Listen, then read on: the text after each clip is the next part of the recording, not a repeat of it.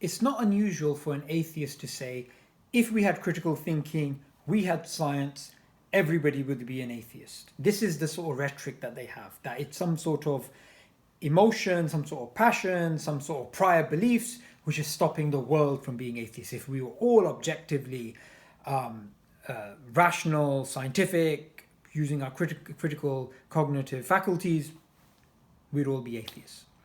I wanted to sort of play with this idea a bit.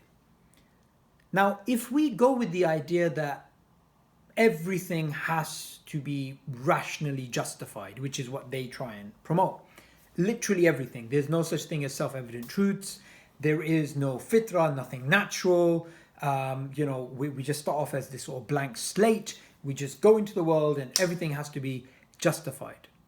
Well, how do we know the world is real? How do we know our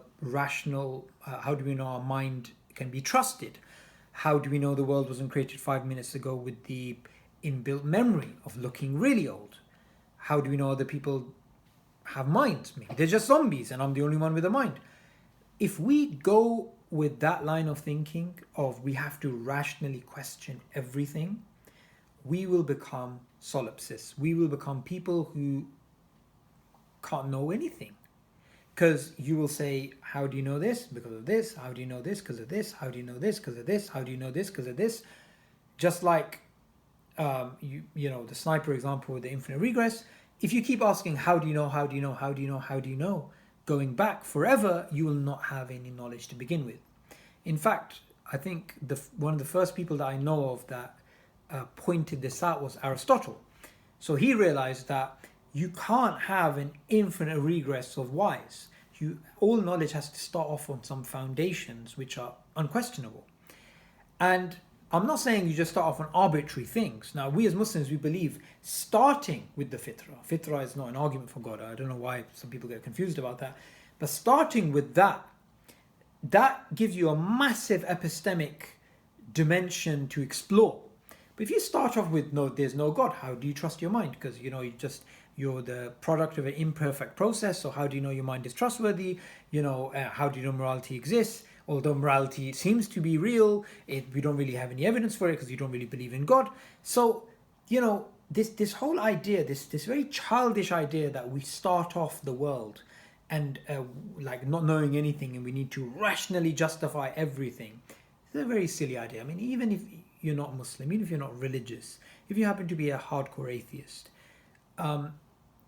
you would recognize this is actually nonsense. You can't just try and justify literally everything and rip your epistemic tools and just have one thing that we're only going to use reason.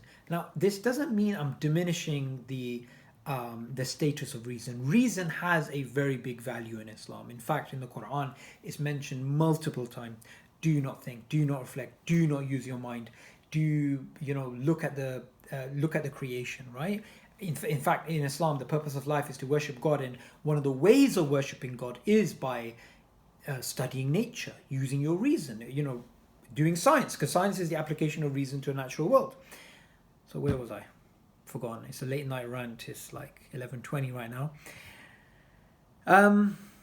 So this whole idea of denying self-evident truths, denying that making the claim that everything must be rationally justified. If that was the case, we would all be hard solipsists. We would just be people who don't even know if we're actually watching this video on Darwinian delusions and telling our friends that we need to subscribe to this great channel. We may think we are in a matrix or whatnot.